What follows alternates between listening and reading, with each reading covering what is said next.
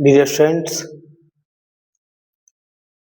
Dear students आप कैसे हैं? उम्मीद है आप सब अच्छे होंगे और आपकी फैमिली में भी सब अच्छे होंगे।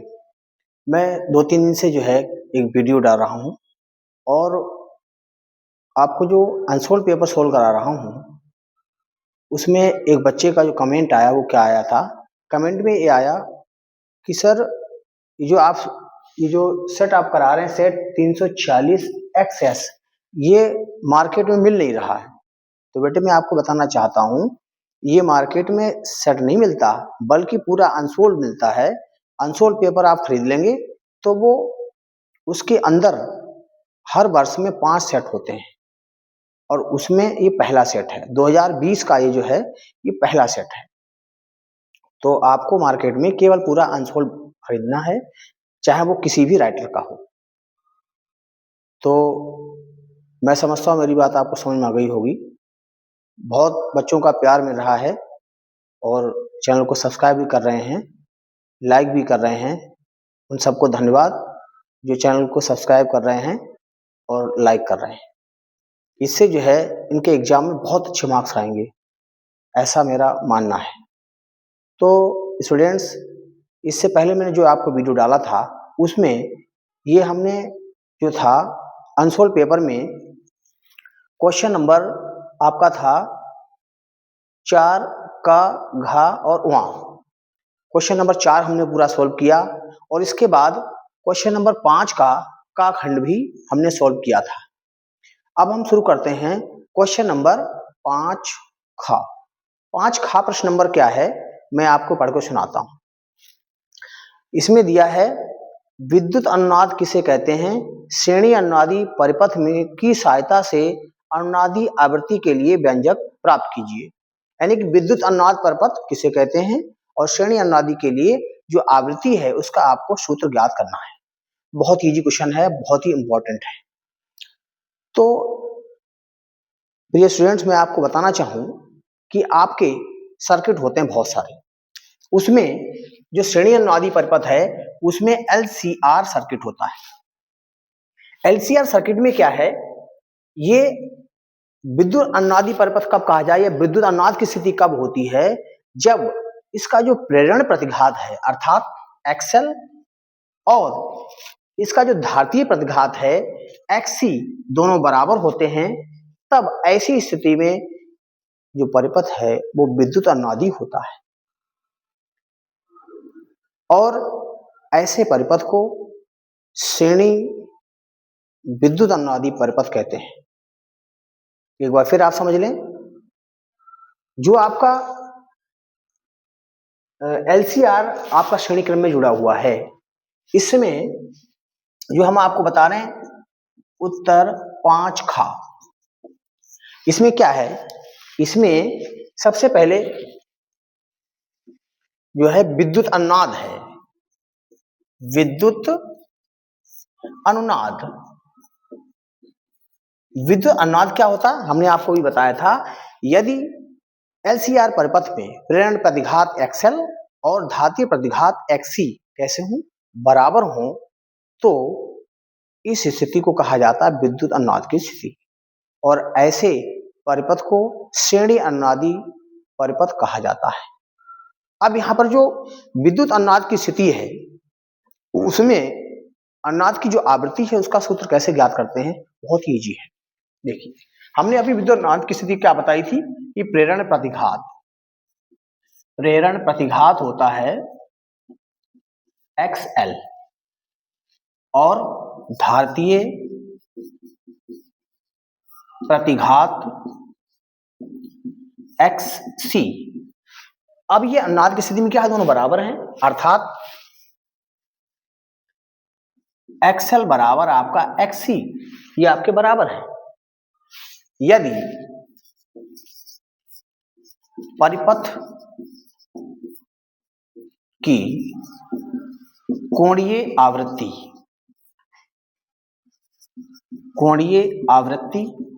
ओमेगा कॉमा प्रेरकत्व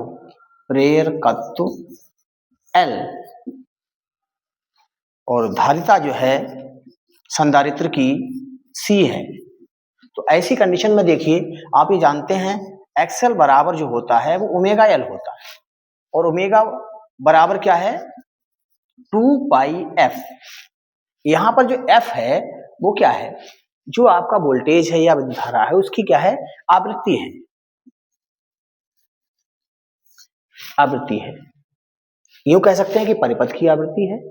तो इस तरह से यहां पर एक्सएल बराबर क्या हो गया, 2FL, और एक्सी बराबर क्या हो जाएगा, ओमेगा 1/ओमेगा C। इसका फॉर्मूला होता है 1/ओमेगा C। इसको आप कर सकते हो 1/2 पाई FC। ओमेगा की वैल्यू रख दीजिए यहां से। अब ये अनुनाद की स्थिति में दोनों कैसे हैं, बराबर हैं, तो इनको बराबर कर दीजिए। तो क्या हो जाएगा, ये एक्सएल की जगह हम क्या रख देंगे, 2 पाई FL, इसमें L रह गया, 2 पाई FL, और इधर क्या रख देंगे हम, 1/2 पाई FC। तो आप देखिए हम क्या करेंगे, F इधर गुणा कर देंगे इसकी, तो क्या आ जाएगा यहां से, और इसको इधर नीचे ले आइए, तो यह हो जाएगा F² बराबर 1/, इसकी इससे गुणा हो जाएगी तो क्या हो जाएगा, 4 पाई स्क्वायर, और LC इसका स्क्वायर रूट ले लीजिए, तो 1/4 पाई स्क्वायर का होगा 2 पाई, और LC का हो गया √LC। ये जो आपका F का फॉर्मूला आया है, यही क्या है, अनुनादी आवृत्ति का सूत्र है, अनुनादी आवृत्ति। तो बहुत आसान है, यहां पर क्या करेंगे, सबसे पहले एक्सएल बराबर XC कर देंगे, एक्सएल की वैल्यू रख देंगे और XC की वैल्यू रख देंगे, और दोनों में रख के इसको हम हल कर सकते हैं। इस तरह से क्या है, इस आपकी श्रेणी अनुनादी परिपथ में अनुनादी आवृत्ति का एक सूत्र। शायद आप हमारी बात समझ गए होंगे। और नेक्स्ट क्वेश्चन अब आप देखेंगे,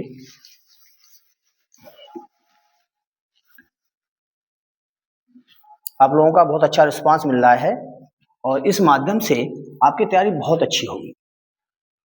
अब हम बात करते हैं नेक्स्ट क्वेश्चन की। नेक्स्ट क्वेश्चन में आपका क्या दिया हुआ है, अगले क्वेश्चन में है, समांतर प्लेट संधारित्र की धारिता का व्यंजक प्राप्त कीजिए जबकि प्लेटों के बीच आंशिक रूप से पराविद्युत पदार्थ भरा हुआ है। समांतर प्लेट संधारित्र है, इसकी जो है आपको धारिता का सूत्र ज्ञात करना है। यह है आपका उत्तर नंबर 5 खा। समांतर प्लेट संधारित्र की धारिता का व्यंजक जबकि प्लेटों के बीच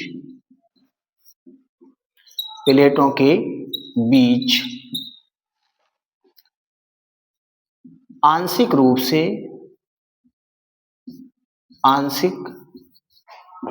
से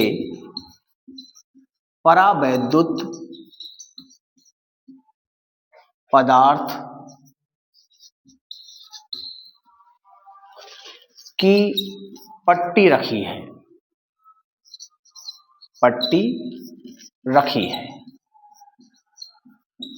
ठीक है, मतलब यहां पर क्या है, एक समांतर प्लेट संधारित्र है, उसमें क्या है, इसके बीच में एक जो परावैद्युत पदार्थ है उसकी पट्टी रखी है। जैसे आपका कांच ले लेते हैं, कांच की पट्टी इसके बीच में रख दी जाती है, तो इसको हम दूसरा नाम दे सकते हैं, इसे हम समांतर पट संधारित्र भी कहा जाता है। इसका दूसरा नाम क्या है, समांतर पट संधारित्र। समांतर पट संधारित्र ये भी इसको कहा जाता है। अब इसे किस तरह से हम डिफाइन करते हैं, किस तरह इसका व्यंजक प्राप्त करते हैं, वो हम आपको बताते हैं बहुत ही तरीके से। तो देखिए,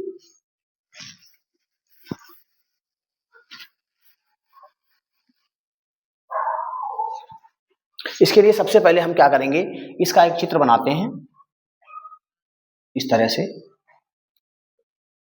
ये दो क्या है, समांतर प्लेट संधारित्र है, इसकी दो प्लेटें x और y हैं और इनके बीच की जो दूरी है d है, इसकी बाई प्लेट को हमने क्या किया, पृथ्वी से जोड़ दिया। यहां से पृथ्वी से जोड़ दिया। अच्छा, अब इनके बीच में क्या है, एक आंशिक रूप से क्या हमने किया, एक पराविद्युत पट्टी इसके बीच में रख दी। इसकी जो मोटाई है वो स्मॉल टी है, ये यहां हमने एक पट्टी रख दी। ठीक है, तो अब देखिए यहां से इसको हम किस तरह से डिफाइन करेंगे। माना एक समांतर प्लेट संधारित्र है जिसकी दो प्लेटें x और y है, जिनके बीच की दूरी कितनी है, स्मॉल d है। इसकी बाई प्लेट को हम क्या करते हैं, पृथ्वी से जोड़ देते हैं, या पृथ्वी ठीक लिखा जाए थोड़ा सा, पृथ्वी से जोड़ देते हैं। अब इनके बीच में स्मॉल टी मोटाई तथा के परावर्तांक के माध्यम की एक हमने पट्टी रख दी, अर्थात एक कांच की पट्टी हम इसमें रख देते हैं। जब इसमें हमने क्या किया, कांच की पट्टी रख दी, रखने के बाद आप देख रहे हैं कि क्या है, जब ये पट्टी नहीं रखी थी तो उनके बीच में क्या थी, वायु थी। जब ये पट्टी रख देंगे तब क्या होगा, तब इनके बीच में इतनी जगह घिर जाएगी, अर्थात जो इसके आसपास का भाग है वहां पर वायु होगी, इसमें नहीं होगी। अर्थात जो वायु वाली दूरी है वो कौन सी बची, इतना भाग और इतना भाग, अर्थात उसमें से टी घट जाएगा। तो यहां पर वायु में दूरी क्या हो जाएगी, वायु में दूरी ये हो जाएगी आपकी d माइनस टी। ठीक है, अब यहां पर देखिए संधारित्र की जो धारिता C निकालने के लिए आपका सूत्र क्या होता है, C बराबर Q अपान V, अर्थात आपको पहले B चाहिए होगा। और B कैसे निकलेगा, आप जानते हैं कि इनके बीच में क्या है, जब इनको हम आवेश देते हैं तो क्या है, इनके बीच वैद्युत क्षेत्र उत्पन्न हो जाता है। तो सबसे पहले हम वैद्युत क्षेत्र ज्ञात करेंगे, इसमें वायु में ज्ञात कर लेंगे, इसके बाद इस पट्टी में ज्ञात कर लेंगे। अब इन दोनों वैद्युत क्षेत्रों के कारण इन प्लेटों के बीच क्या होगा, विभवांतर होगा, विभवांतर को याद कर लेंगे, इसके बाद में हम धारिता C ज्ञात कर सकते हैं। तो देखिए बहुत आसान तरीका इसका है। तो सबसे पहले हम क्या करते हैं,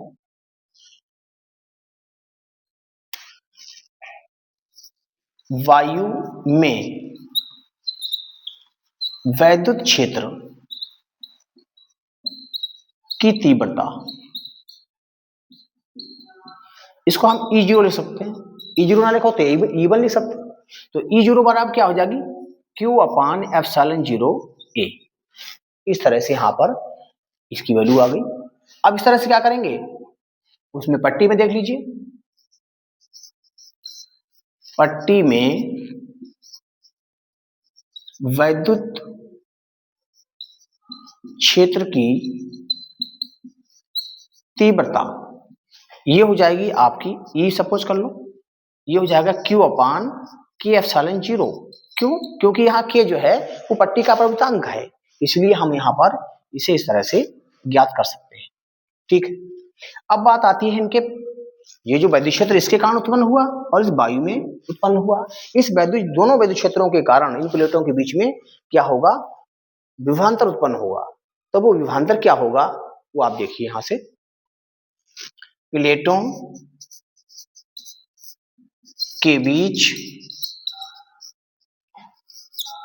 विभवांतर, प्लेटों के बीच जो है वो विभवांतर आपको V कैसे ज्ञात करना है, हम जानते हैं, देखो वैद्युत क्षेत्र E बराबर क्या होता है, B अपान डी। तो यहां से B बराबर क्या हो जाएगा, E इंटू डी। तो आप समझ गए होंगे सूत्र के लिए। इसके आधार पे हम क्या कर सकते हैं, वोल्टेज। तो सबसे पहले इसके देख लीजिए, वायु में E0 इंटू वायु में दूरी D माइनस टी, हमने आपको करके दिखाया, प्लस इस पट्टी में वोल्टेज क्या हो जाएगा, इसके कारण क्या होगा, E इंटू टी। अब क्या करेंगे, E0 और T के यहां पर वैल्यू रख देंगे, तो क्या हो जाएगा, B बराबर E0 की वैल्यू कितनी है, Q upon epsilon 0 A।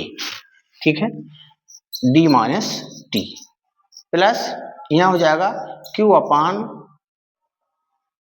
K epsilon 0 और इंटू टी हो गया यहां से। तो यहां से Q अपान एप्सिलॉन 0 ए कॉमन ले लीजिए, Q अपान एप्सिलॉन 0 ए कॉमन हो गया।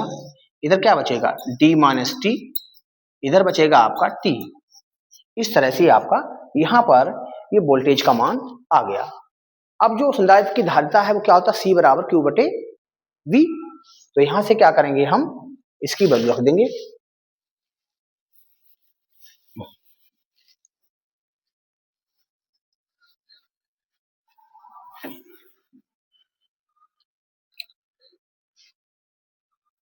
संधारित्र की धारिता C बराबर होता है Q बटे V। यहां से हम क्या करेंगे, V की वैल्यू रख दो, ये जो हमने निकाली है, Q बटे एप्सिलॉन 0 A, और ब्रैकेट में आपका आ गया D माइनस टी और प्लस T अपान K बचेगा बेटे। यहाँ Q upon epsilon 0 A common ले लेंगे तो T यहाँ बचेगा, K यहाँ, तो T अपान K बचेगा यहाँ, प्लस T अपान K। अब होगा क्या, ये जो वैल्यू है वो आपके ऊपर चली जाएगी, तो क्या बनेगा, C इक्वल टू Q गुणा epsilon 0 A D minus T plus T upon K। ठीक है, और बटे में आपका Q, तो Q से Q क्या होगा, ये कट जाएगा। ठीक है, इस तरह से आप जो है इसकी वैल्यू निकालेंगे। आगे मैं बताऊंगा इसके बारे में।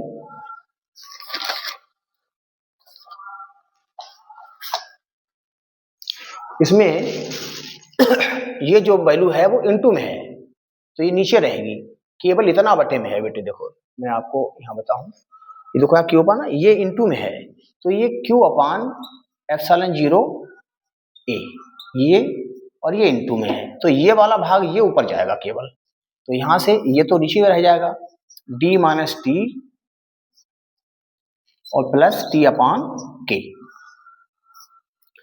तो Q से Q कैंसिल हो गया। इस तरह से आप देख रहे हैं संधारित्र की धारिता C बराबर आपका एप्सिलॉन 0 A और अपान में D माइनस टी और प्लस T अपान K। ये आपकी जो है समांतर पट संधारित्र की धारिता का सूत्र आ गया। ये बहुत ही आसान है और आप इसको तैयार कर लें, ये बोर्ड में बहुत बार आ चुका है, निश्चित रूप से हो सकता है इस बार भी आए। और साथ में मैं आपको एक बात और बता दूं, एग्जाम से पहले हमारे इतने साल का एक्सपीरियंस है कि मैं कई जो है इम्पोर्टेंट पेपर्स बनाऊंगा और वो पेपर्स आपका इतना बढ़िया सेट होगा कि उसमें कम से कम 80% क्वेश्चंस आपको मिलेंगे। तो शायद आप समझ गए होंगे इस चीज के लिए, इस क्वेश्चन को। तो इसके बाद में अगला क्वेश्चन देखिए।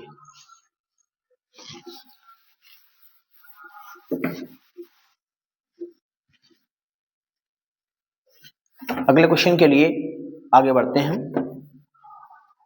देखिए अगला क्वेश्चन इसमें है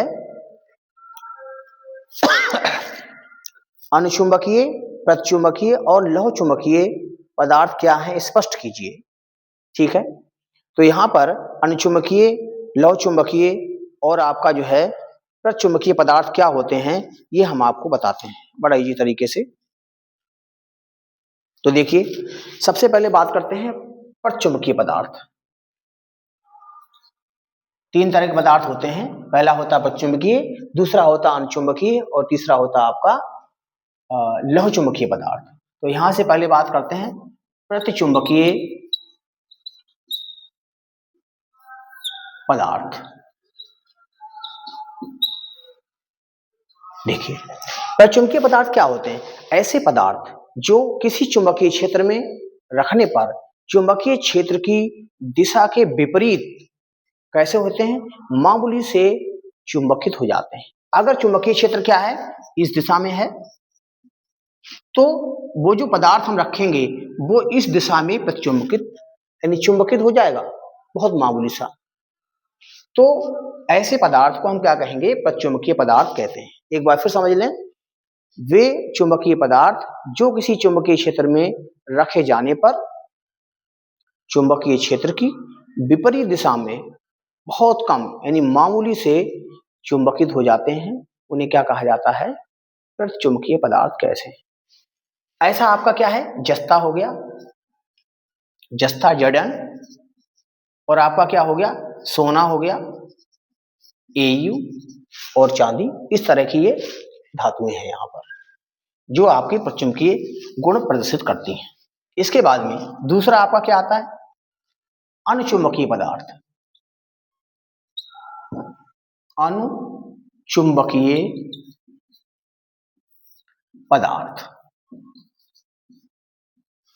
अनुचुंबकीय पदार्थ। तीसरा आपका होता है लौह चुंबकीय पदार्थ। ये बाद में बताएंगे, पहले इसको देख लो। अनुचुंबकीय का मतलब होता है, अनु का मतलब अनुदिश, उसी दिशा में। चुंबकीय क्षेत्र यानी कि चुंबकीय क्षेत्र की ही दिशा में। इसकी परिभाषा क्या हो सकती है? ऐसे पदार्थ जो चुंबकीय क्षेत्र में रखे जाने पर चुंबकीय क्षेत्र की दिशा में ही क्या होते हैं? चुंबकित हो जाते हैं। तो वो क्या कहलाएंगे? आपके अनुचुंबकीय पदार्थ कहलाते हैं। और इसी तरह से क्या है, इसका एग्जाम्पल भी आप दे सकते हो कि अनुचुंबकीय पदार्थ कौन कौन से होते हैं। इसका एग्जाम्पल है आपका एल्यूमिनियम हो गया, सोडियम हो गया और प्लेटिनम हो गया। ये अनुचुंबकीय पदार्थों के एग्जाम्पल है। ठीक है। तीसरा आपका होता है लौह चुंबकीय पदार्थ। लौह चुंबकीय पदार्थ, ठीक है। अब ये कैसे पदार्थ होते हैं? वे पदार्थ जो चुंबकीय क्षेत्र में रखे जाने पर चुंबकीय क्षेत्र की दिशा में ही प्रबल रूप से चुंबकित हो जाते हैं। ऐसे पदार्थों को लौह चुंबकीय पदार्थ कहते हैं। और ये कौन कौन से पदार्थ होते हैं? आपका Fe लोहा हो गया, कोबाल्ट, निकिल, ये इस तरह की क्या हैं? पदार्थ हैं, जो धातुएं हैं, जो क्या होते हैं? चुंबकीय क्षेत्र की दिशा में चुंबकित होते हैं प्रबलता से। ठीक है। तो अब आप इनको जो है तीनों को अच्छी तरह समझ गए होंगे। ये भी बहुत इंपॉर्टेंट टॉपिक है, इससे क्वेश्चन अक्सर आते रहते हैं, इस पार्ट से भी आते हैं और ये टॉपिक भी बहुत इंपॉर्टेंट है। तो अगला क्वेश्चन, ये तो यहीं तक ये क्वेश्चन हुआ आपका 5 घा। इसके बाद बात करते हैं 5 वां के लिए।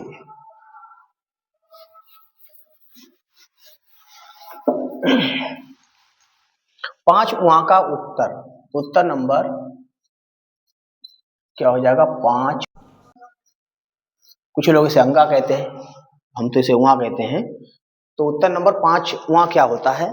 इसमें क्या दिया हुआ, देखो मैं आपको बताऊं पढ़ के। इसमें जो प्रश्न है दिया है, अपवर्तनीय खगोलीय दूरदर्शी का किरण आरेख बनाइए जबकि अंतिम प्रतिबिंब स्पष्ट दृष्टि की न्यूनतम दूरी पर बनता है। इस स्थिति में आवर्धन क्षमता का सूत्र लिखिए। तो इसमें हम आपको ये बताते हैं, बहुत ही इंपॉर्टेंट क्वेश्चन है। अपवर्तनीय खगोलीय दूरदर्शी या आपकी जो संयुक्त सूक्ष्मदर्शी है, इन दोनों में से पेपर में अक्सर आते ही रहते हैं। तो आप इन दोनों को ही तैयार करने हैं। और इसके अथवा में संयुक्त सूक्ष्मदर्शी का न्यूमेरिकल भी दिया हुआ है। तो पहले हम बात करते हैं अपवर्तनीय खगोलीय दूरदर्शी के बारे में।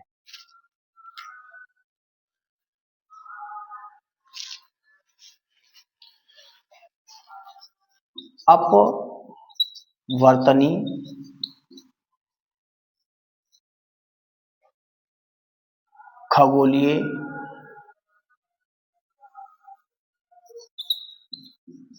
खगोलीय दूरदर्शी, ठीक है।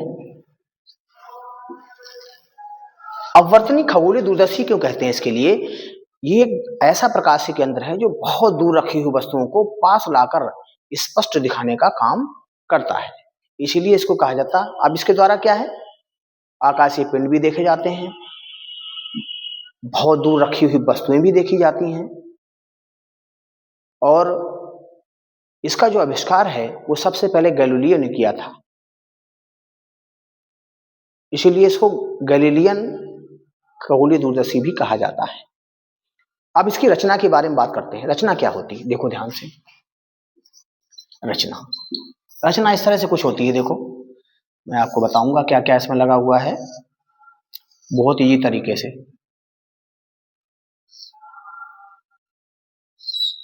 इस तरह से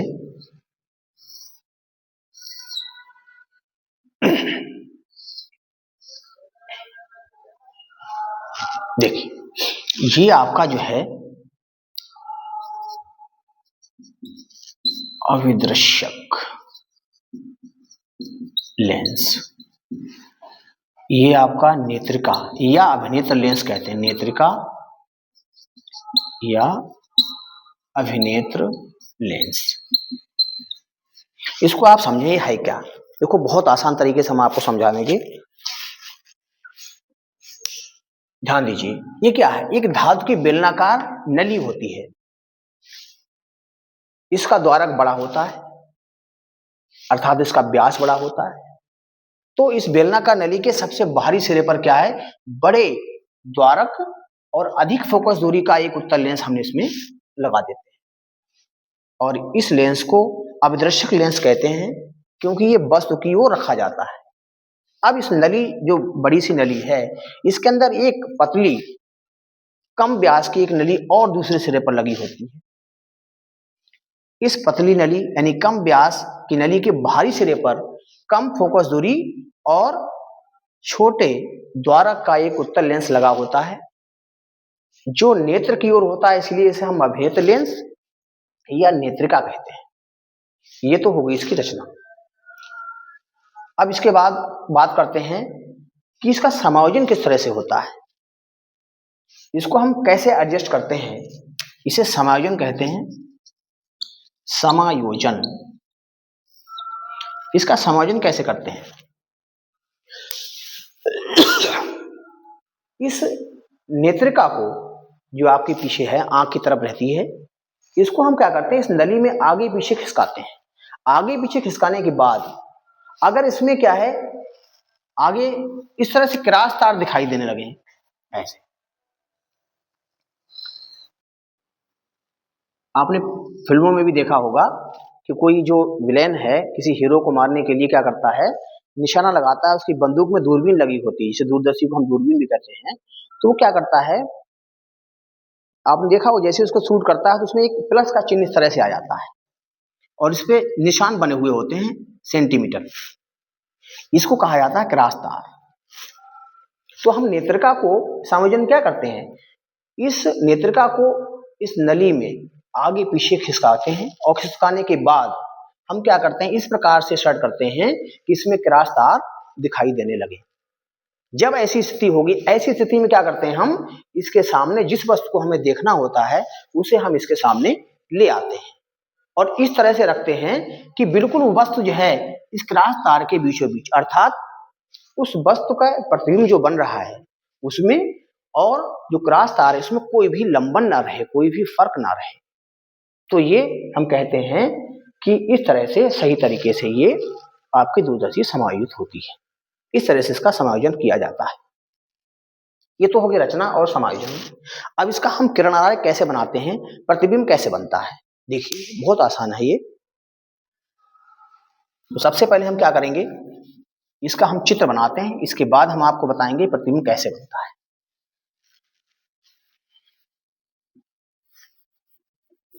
बहुत ही इंपॉर्टेंट टॉपिक है बेटे। प्रतिबिंब का बनना, प्रतिबिंब का बनना, प्रतिबिंब का बनना क्या है, देखिए ध्यान से। आपको मैं पहले बता चुके हैं कि इसका जो अविदृश्यक लेंस है, जो वस्तु की ओर रहता है, वो व्यास बड़ा होता है उसका, और जो अभिनेत्र लेंस है वो आपका कैसा होता है, कम व्यास का और कम फोकस दूरी का होता है। तो देखिए कैसे बनाते हैं। इसके लिए सबसे पहले हम इस तरह से मुख्य अक्ष बना लेते हैं। मुख्य अक्ष बनाने के बाद एक यहाँ पर हम ये आपका आप दर्शक लेंस बनाते हैं इस तरह से, जैसे हम बनाते हैं वैसे ही आप बनाइए। इसका ये प्रकाशिक केंद्र है ओ। अच्छा, इसके बाद में इससे कम फोकस दूरी का लेंस यहां रख देते हैं, इससे कुछ छोटा आकार में, इस तरह से आप देख रहे होंगे। इसे हम नेत्रिका यानी इसको जो केंद्र है उसको ई कह देते हैं। चलो यहां लिख दीजिए। अब देखिए हम क्या करते हैं, सबसे पहले एक वस्तु हमने यहां रख ली ऐसे करके, बहुत दूरी पर रखी हुई है इसलिए वो डॉटेड दिखेगी आपको। ये भी वस्तु मान लीजिए यहां रखी हुई है, इसकी मुख्य अक्ष पर आ जाती है, और बहुत दूर पर रखी हुई जो वस्तु है उससे जो किरणें चलती है हमेशा समांतर चलती है। तो देखिए कुछ किरणें हम दिखाते हैं इसमें समांतर। एक किरण ऐसी होगी जो क्या होगी, इसके प्रकाशिक केंद्र से भी होकर के जाएगी।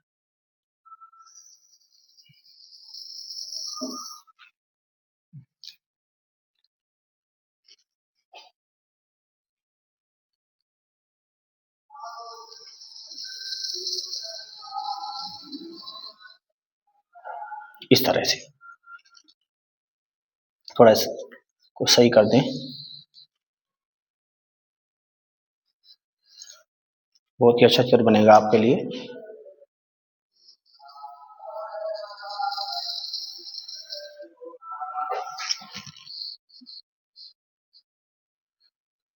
ये टेढ़ा मेढ़ा हो रहा कुछ थोड़ा सा, चलिए ये आपकी जो है एक प्रकाश किरण है यहां से। दूसरी प्रकाश किरण क्या होगी, इसके समांतर ये भी आएगी यहां। समांतर आने के बाद ये क्या होगी, अपवर्तन के पश्चात ये जो है यहां से इसके फोकस से होकर के जाएगी, और हम इस फोकस को बाद बनाते हैं क्योंकि चित्र में बनाना मुश्किल हो जाता है। तो जैसे हम बना रहे हैं आप उसी तरह से बनाइए।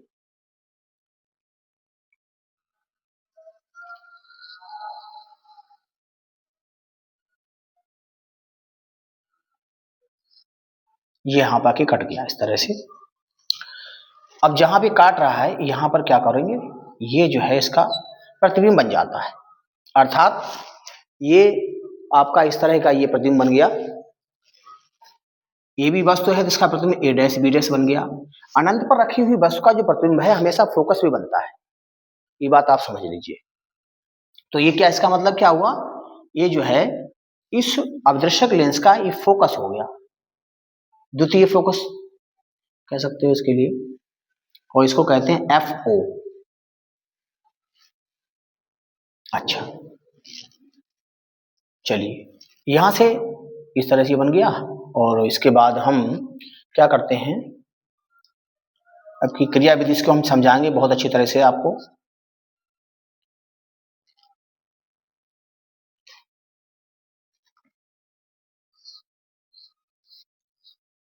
हम चित्र बना लेते हैं पहले ताकि आपको मिटाना ना पड़े बार बार। इस तरह से हम बनाते हैं, बनाने के बाद थोड़ा और बड़ा करेंगे इसको, क्योंकि इसका जो कुछ प्रकाश की किरणें हैं ना वो इस तरह से इसके ऐसे जाती हैं ई से, तो इसको सीधा हम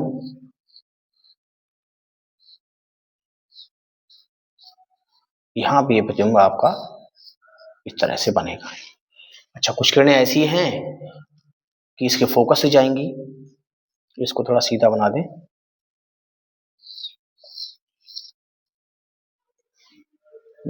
टेढ़ा हो गया इस तरह से। और कुछ किरणें ऐसी हैं कि इसके जो फोकस से जाएंगे, इसको यानी पहले हम इसे मिला दें यहाँ से, ये जो यहाँ काट रहा है,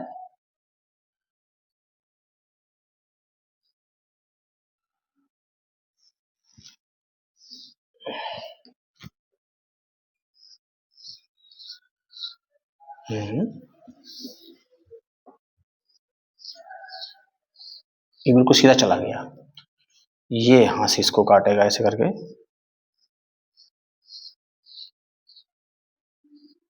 ये यहां से ये पीछे चला जाएगा इस तरह से। ये क्या करेंगे, यहां से भी किरणें निकलेंगी और इस तरह से टकराने के बाद ये यहां से और ये सीधे इस तरह से ये चली जाएंगी, इस तरह से। यहाँ पर आंख लगी हुई होगी, इस आंख को हम आंख से देखेंगे इसको, यहां से ये आंख हो गई, ये ए डबल डैश और बी डबल से खत्म हो गया आपका, और ये आपका एफ ई हो गया, और इधर जो होगा आपका एफ ई डैश। इस प्रतिबिंब की यहां से यहां तक दूरी जो है वो आपका यू ई कहलाएगा, ठीक है। और यहाँ जो प्रतिबिंब अंतिम बन रहा है इसकी इससे दूरी जो है वो कैपिटल डी होगी, क्योंकि प्रतिबिंब जो है अंतिम प्रतिबिंब स्पष्ट दृष्टि की न्यूनतम दूरी डी पर बन रहा है। तो इस तरह से आप देख रहे हैं इसका एक चित्र बन गया है। अभिदर्शक लेंस के द्वारा जो ये प्रतिबिंब बन रहा है एफओ दूरी पर, अर्थात आपको पता है अच्छी तरह से कि अनंत पर रखी हुई वस्तु का प्रतिबिंब कहाँ बनता है, फोकस पे बनता है। तो अब हम इसके बारे में आपको सही तरीके से समझाते हैं। देखिए होता क्या है। इसमें आपकी रचना हमने बताई थी कि इसमें बड़े फोकस दूरी और बड़े द्वारा का एक अभिदर्शक लेंस होता है। इसका नाम भी लिख दीजिए यहां, अभिदर्शक लेंस। इसको हमने बताया था आपको नेत्रिका। नेत्रिका क्यों कहते हैं, क्योंकि आंख की ओर होता है, इसे अभिनेत्र लेंस भी कहा जाता है। तो अब देखिए यहां से सबसे पहले इसका जो स्ट्रक्चर है वो क्या करेंगे, वो ध्यान दीजिए। यहां पर जिस भी हमें दूर रखी हुई वस्तु को क्या करना होता है, देखना होता है खगोलीय दूरदर्शी से, उसको क्या करते हैं हम, ये जो अभिदर्शक है इसके सम्मुख ले आते हैं, सामने को इसके सामने ले आए। माना कोई ए बी वस्तु जो है इस जो पूरा सिस्टम है उसके मुख्य अक्ष पर रखी है, अनंत पे या बहुत दूरी पर रखी हुई वस्तु से जो किरणें चलती हैं वो समांतर चलती हैं। जब ये समांतर चलने वाली प्रकाश की किरणें अभिदर्शक लेंस पे टकराती हैं, तो जो किरण उसके प्रकाशीय केंद्र से होकर के जाती है वो सीधी चली जाती है और जाके नेत्रिका पे टकराती है। और एक किरण और भी है लेंस पे टकराती है, जो क्या है, लेंस या बर्तन के पश्चात क्या करती है, वो नेत्रिका पे टकराती है, और जहां पे ये दोनों किरणें आपस में काटती हैं वहीं क्या है, ये जो वस्तु रखी है एवी, इसका उल्टा वस्तु से छोटा और वास्तविक प्रतिबिंब A dash B dash F O पर बन जाता है, जो कि अभिदर्शक लेंस का द्वितीयक फोकस बिंदु है। ठीक है, आप समझ गए हो इस बात के लिए। अब हम करते क्या है, इस नेत्रिका को आगे पीछे खिसकाकर इस प्रकार समायोजित करते हैं कि ये जो प्रतिबिंब आपका ए डैश बी डैश बना है ये नेत्रिका की फोकस के भीतर आ जाना चाहिए। जब ये इसकी नेत्रिका के फोकस के भीतर कर लेते हैं तो अब ये प्रतिबिंब ए डैश बी डैश इस नेत्रिका के लिए वस्तु का कार्य करने लगता है, जिससे अब इस नेत्रिका के द्वारा ए डैश बी डैश का कैसा बहुत बड़ा आभासी और सीधा, इसके लिए प्रतिबिंब सीधा है, बहुत बड़ा आभासी और सीधा प्रतिबिंब A double dash B double dash कहां बन जाता है, डी दूरी पर बन जाता है। इस प्रकार हम देख सकते हैं कि अनंत पे जो रखी हुई वस्तु है या बहुत दूरी पर रखी हुई जो वस्तु ए बी थी उसका एक बहुत बड़ा प्रतिबिंब A double dash B double dash पास में स्पष्ट और बड़ा दिखाई देने लगता है। इस प्रकार से हम दूर रखी हुई वस्तु को आसानी से देख सकते हैं। अब आप यहां देख रहे हैं कि चूंकि ए डैश बी डैश क्या है, इस लेंस के लिए वस्तु कार्य कर रहा था, और वस्तु की लेंस से जो दूरी होती है वो आपकी यू होती है, ई से दूरी है इसलिए आपको यूई कहा गया। ठीक है, इस तरह से आपका ये सूत्र आ गया। ठीक है, तो अब इसके सूत्र की बात करते हैं। आवर्धन का सूत्र क्या होता है, दूरदर्शी की आवर्धन क्षमता का सूत्र क्या होता है, बहुत आसान तरीके से हम आपको यहाँ लिखते हैं। देखिए क्या होता है, इसको हम मिटा दे रहे हैं, आप इसे देख लीजिए एक सही तरीके से एक बार।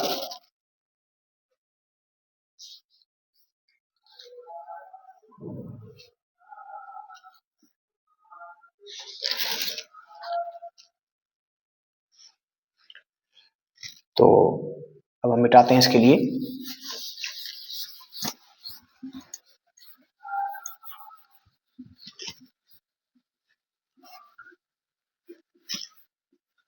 दूरदर्शी की आवर्धन क्षमता,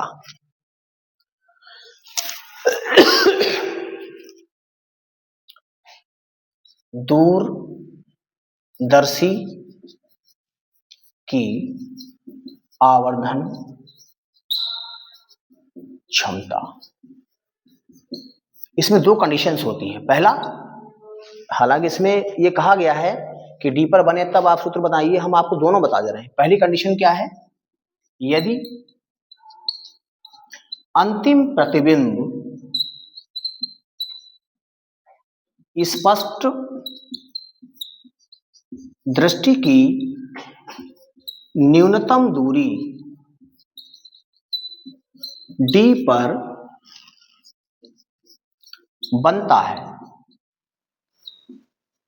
जब d पर बनेगा उस समय इसका जो सूत्र होता है m बराबर माइनस FO बटे FE और 1 प्लस FE अपॉन D। इस तरह से इसका ये सूत्र हो गया। अब FO क्या है यहाँ पर, FO जो है, FO अभिदृश्यक लेंस की फोकस दूरी, फोकस दूरी, और FE क्या है, यह है नेत्रिका की फोकस दूरी, नेत्रिका की फोकस दूरी। ठीक है, आप देख लीजिए सही से, ये आपका सूत्र है इस तरह का।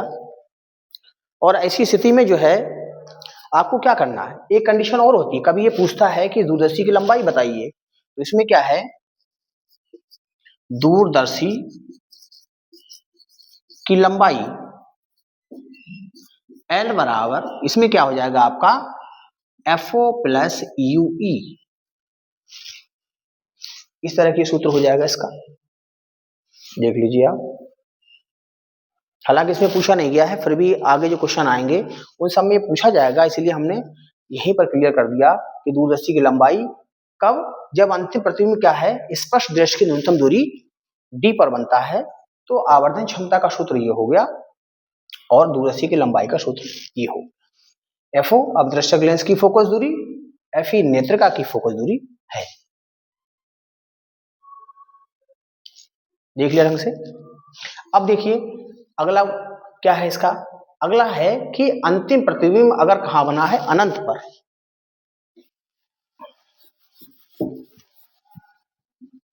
अंतिम प्रतिबिंब अगर अनंत पर बन रहा है तो क्या कंडीशन बनेगी, अंतिम प्रतिबिंब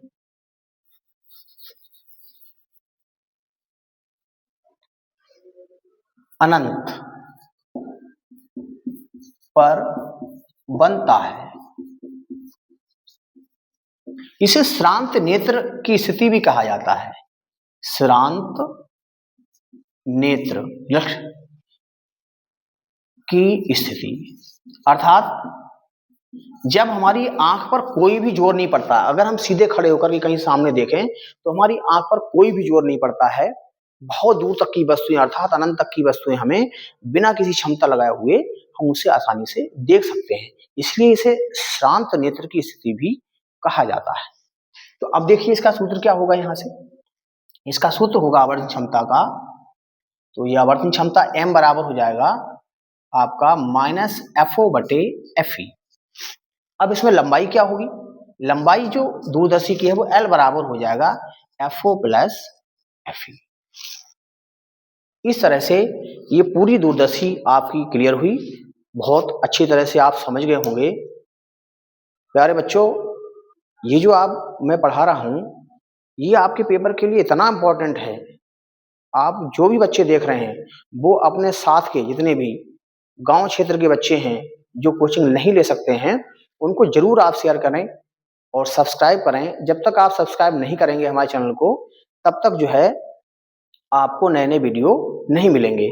और जो हम नोट्स बना रहे हैं, ये नोट्स आपको जो है इस चैनल पर प्ले लिस्ट में आपको मिलेंगे। जल्द ही मैं इसको डालूंगा, तो आप सब्सक्राइब करेंगे कहाँ आखिर? हमारा चैनल है physics bye Ramesh sir, the great physics वाला हिंदी मीडियम। एक बार फिर सुन लें, physics bye Ramesh sir, the great physics वाला हिंदी मीडियम। इसको आप सर्च करेंगे तो ये आपको वीडियो मिल जाएंगे। आज के लिए इतना ही। Thank you.